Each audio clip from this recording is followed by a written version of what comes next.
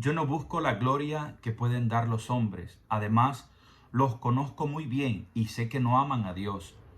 Yo he venido de parte de mi Padre, pero ustedes no me aceptan. En cambio, aceptarían a cualquier otro que viniera en nombre propio.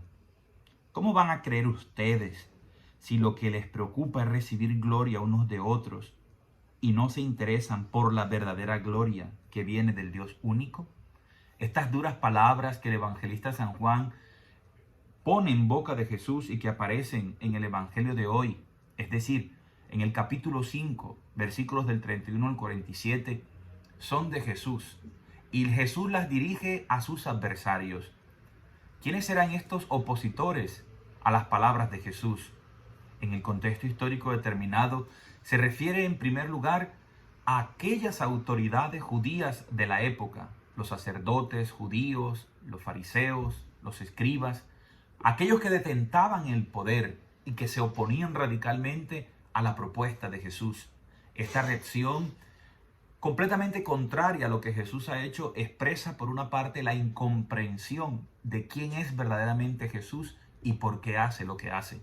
Hemos escuchado a partir del día martes que Jesús ha realizado un milagro.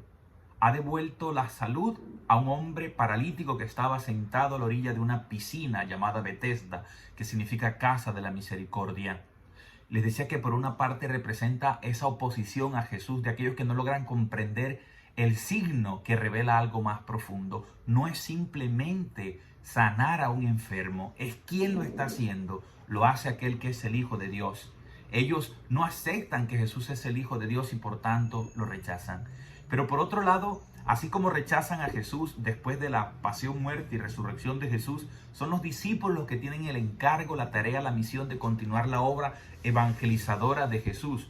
Y esa misma autoridad judía se opone no ya a Cristo, el cual murió, padeció y resucitó, y ellos niegan su resurrección.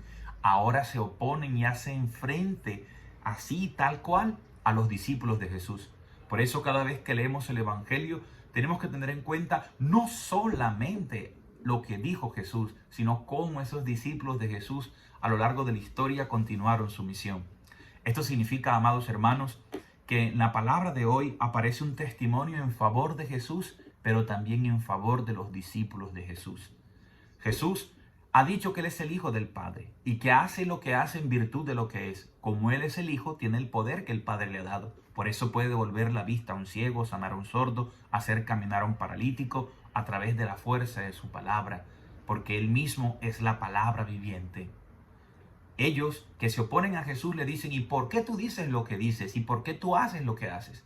Entonces es un escenario, un ambiente como de juicio. Jesús está en un tribunal y tiene ahora que presentar las pruebas que dan razón de la verdad de lo que Él está diciendo y haciendo. En otras palabras, danos un testimonio, demuéstranos que en verdad tú eres el Hijo de Dios.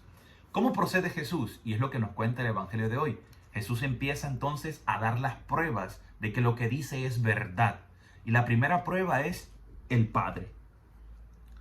Dice así: la respuesta de Jesús y la de la comunidad se basa en los siguientes argumentos. Primera prueba que Jesús usa para demostrar que Él es el Hijo de Dios. El testimonio principal a favor de Jesús lo da el Padre Dios. Dice Jesús: es mi Padre quien da testimonio de mí. Juan capítulo 5, versículos 32, 37 y 43. Por ejemplo, dice el 32, esto es otro el que testifica a mi favor y su testimonio es válido. ¿Quién es ese otro? El Padre Dios. Pero ellos no logran captar que el Padre da testimonio de Jesús. Primer testigo a favor de Jesús, el Padre. Segundo testigo, Juan el Bautista. Juan el Bautista también dio testimonio de Jesús. Entonces, el Padre testimonia que Jesús es su Hijo y también testimonia que los discípulos de Jesús se han hecho hijos del Padre. Juan el Bautista testimonia en favor de Jesús y en favor de aquellos discípulos de Jesús. Ya van dos testigos a favor de Jesús. El tercer testigo, dice Jesús: las obras que yo realizo dan testimonio de mí. Porque no solamente son obras, sino que revelan algo más profundo. Yo no podría devolver la vista a un ciego, sanar a un enfermo, si no he recibido ese poder del Padre. Como lo que aparecerá en los evangelios sinópticos: por sus frutos los conoceréis. las obras de Jesús, el actuar, la actitud de Jesús, el accionar de Jesús, lo que hace Jesús es manifestar un Dios de bondad, de amor y de misericordia. Y aparece ahora en escena un cuarto testigo a favor de Jesús: las Sagradas Escrituras. Todo lo que se había escrito en el Antiguo Testamento era en función de mí, está diciendo Jesús. Por eso al final del Evangelio de hoy Jesús cita a Moisés y dice: no piensen que voy a ser yo quien los acuse ante mi Padre. Los acusará Moisés, porque de Moisés recibieron el Pentateuco, la Torá. Y no es solamente el Pentateuco, sino los escritos sapienciales y poéticos, los escritos proféticos, todo lo que llaman los hebreos el Tanaj, Torat, Nabín, Ketubín. Pentateuco, la enseñanza, los profetas, los salmos y los escritos sapienciales y llenos de sabiduría. Jesús está diciendo, la escritura misma les estaba anunciando que el Hijo vendría, el Mesías, Salvador y Velador de Israel, a dar salvación.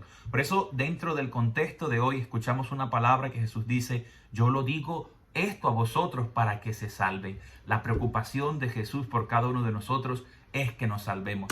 ¿Qué significa ser salvados por Jesús? Ser sorprendidos por su amor, por su perdón y misericordia, que nos envuelve en una dignidad nueva, que nos hace hijos de Dios, que recibimos el perdón de nuestros pecados para vivir una vida plena, gozosa, dichosa y feliz. Este es el mensaje maravilloso que nos ofrece la liturgia y la palabra de Dios hoy. Testimonio a favor de Jesús y testimonio a favor de los discípulos de Jesús. Y esos testigos son el Padre, Juan el Bautista, las obras, los signos que realiza Jesús, y la misma Sagrada Escritura da fe de que Jesús es el Hijo de Dios. ¿Quién puede vivir y acoger esto? El que cree. El que cree en Jesús acoge estas pruebas. El que no cree le pueden dar todas las pruebas, pero está en sus razonamientos, en su deseo de autoafirmación y de creerse el centro de todo y buscar su vanagloria. De allí que Jesús diga: si viene otro y se presenta a sí mismo, ustedes los van a acoger, porque yo sé que en el fondo no aman al Padre. Hermanos, que Dios nos libre de esta actitud, que seamos sencillos y humildes, y que a través de la escucha de la palabra y de la fe creamos verdaderamente en que Jesús es nuestro Mesías, nuestro liberador, nuestro Salvador, que nos hace libre de cualquier opresión espiritual y física y que le da sentido y plenitud a nuestra existencia. En Cristo la vida es mucho más sabrosa. Padre Juanca Mendoza. Ciao a tutti, arrivederci. No olvides suscribirte al canal, dale click a la campanita, activa las notificaciones y comparte este mensaje con tantísimas personas que esperan conocer la salvación, la liberación, la felicidad. Ciao a tutti.